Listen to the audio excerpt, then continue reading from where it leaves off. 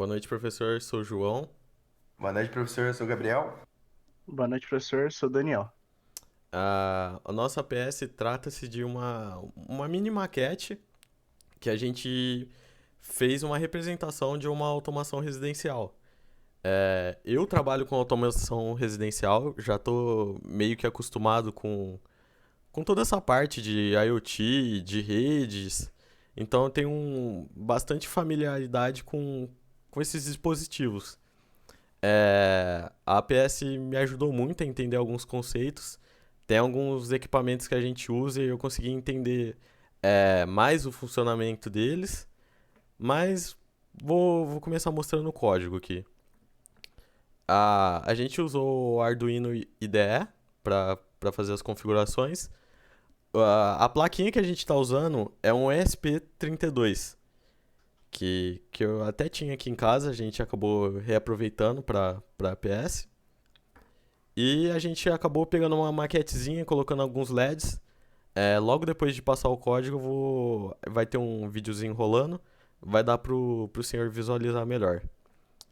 Aqui no começo do código, a gente tem as bibliotecas que foram utilizadas. Então a gente está incluindo aqui. Logo abaixo tem uma configuração de rede. Aqui está o meu Wi-Fi de casa e a senha dele também. Então, aí eu passo essa configuração aqui para o ESP32 para ele se conectar ao meu Wi-Fi, né? Logo abaixo tem a configuração do MQTT. A gente utilizou um Broker Mosquito rodando em um notebook que a gente tinha aqui. Então, passei aqui o IP do broker, que é o IP que estava no meu computador. Beleza. Aí a gente vai descendo o código aqui, ele vai instanciando algumas coisas, aquele padrão do código mesmo.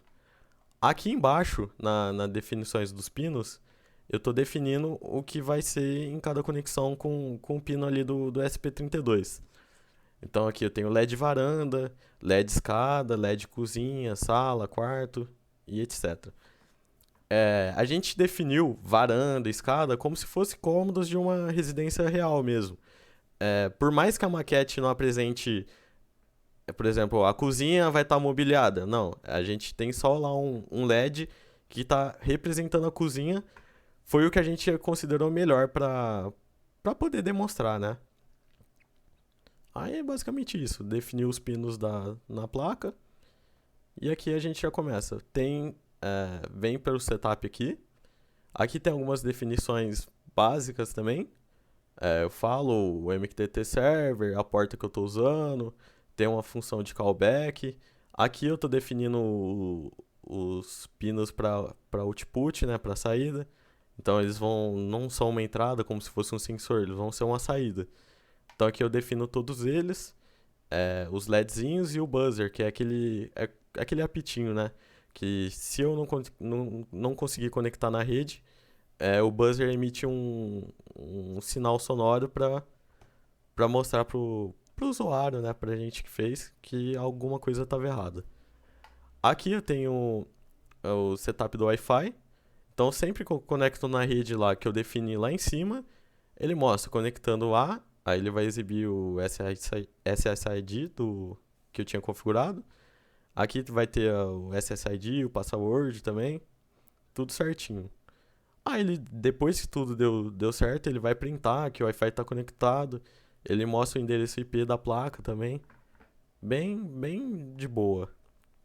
Nessa função aqui, o callback, eu estou basicamente fazendo a comunicação com o broker MQTT. A gente usou o Mosquito, como foi pedido na documentação lá da APS. Então, basicamente, quando eu recebo uma mensagem no broker, ele vai falar de qual tópico chegou, aí ele vai mostrar o tópico e depois ele mostra a mensagem também. Então, basicamente isso, ele vai, por exemplo, a gente usou um tópico para mostrar, para dar o input, né, dos LEDs. Então, por exemplo, mandei a mensagem em tal tópico. Ele vai estar conversando com o IP que eu defini lá em cima.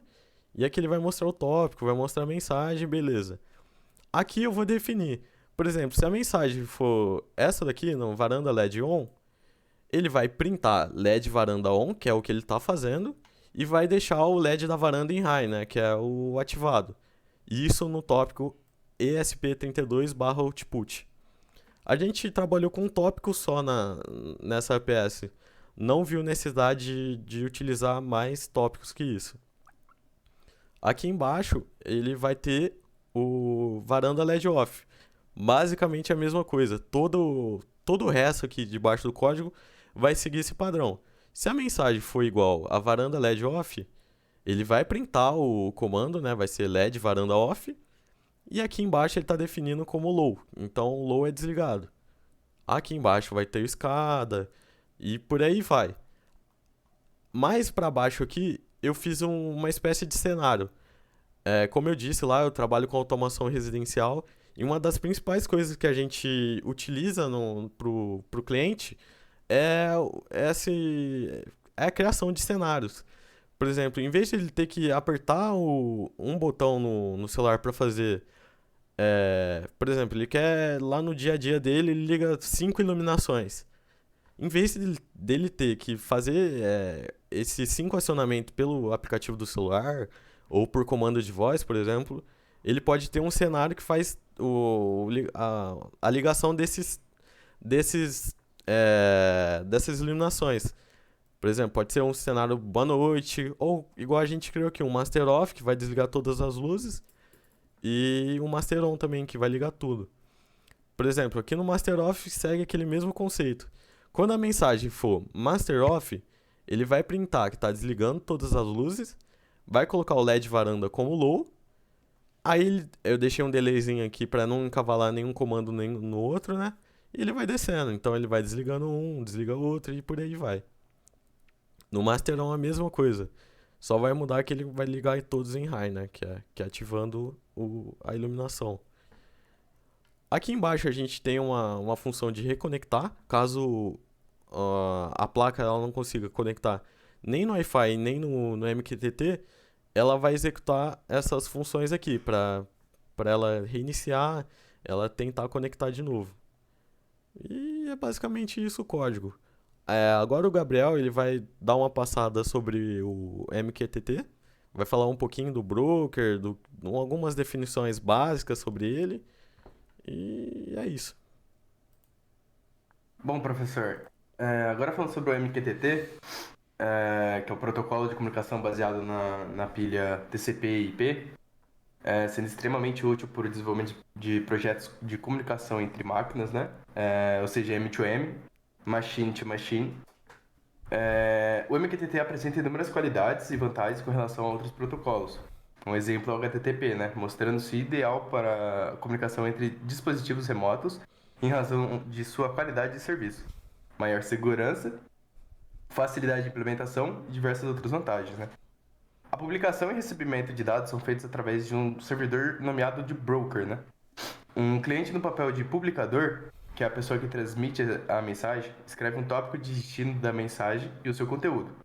Essa mensagem, então, é transmitida ao broker, que será responsável por gerir e encaminhá-la ao subscrito. A gente pode simplificar, né, esses publisher, scribers, né, que é o publicador, o subscrito. Em publisher vai ser quem envia os dados para um tópico, né, o emissor. O subscriber, pessoa que está inscrita no tópico e recebe os dados, o receptor. Broker, intermédio de comunicação entre publicador e subscrito, responsável por receber, enfileirar e enviar as mensagens. O payload, né, que é o conteúdo da mensagem. O client é elemento capaz de interagir com o broker, seja para enviar, receber ou os dois. A mensagem, pacote de dados trocado entre clientes e broker. Tópico, endereço para qual os dados serão encaminhados. E unsubscribe, deixar de assinar o tópico. Vale mencionar que o cliente pode agir tanto como publicador quanto subscrito. Para teste de envio e recebimento de mensagem, utilizamos o broker gratuito, que é chamado de Mosquito, né? E da minha parte é isso, e agora o Daniel vai... Só um minutinho, a gente esqueceu de falar, agora no fundo aí tá rolando um vídeo de demonstração da casinha mesmo. Então, o Daniel vai falar agora sobre o MQTT Dash que a gente usou, que é esse aplicativo aí. E basicamente é isso. O nosso projeto foi fazer como se fosse um aplicativo de automação mesmo. Então ali eu tô mandando os comandos dos LEDs individuais. E embaixo esses dois botões que parece um power on ali, né? Aquele símbolo. São os cenários que eu tinha falado aí por último. Aí é basicamente isso. Acho que o Daniel pode prosseguir agora. Certo. O MQTT Dash, não sei se vocês conhecem, mas é um aplicativo de smartphones Android capaz de montar o dashboard baseado em informações vindas ou serem enviadas por um MQTT. E dessa forma, o controle de monitoramento das entradas e saídas em um ESP32 podem ser feitos do seu smartphone através desse app, com visual bacana e com ótima performance. O MQTT Dash funciona atribuído em uma dashboard, onde indica por um botão, um campo ou um texto. É um tópico do MQTT. Logo, cada item do dashboard exige um tópico do MQTT, sendo publicado ou subscrito em um mesmo broken. Portanto, é necessário que o celular que esteja rodando o MQTT Dash esteja comunicando com o broken e com o microcontrolador, que é o ESP32, para que os dois funcionem conjuntos e tenham a aplicação rodando.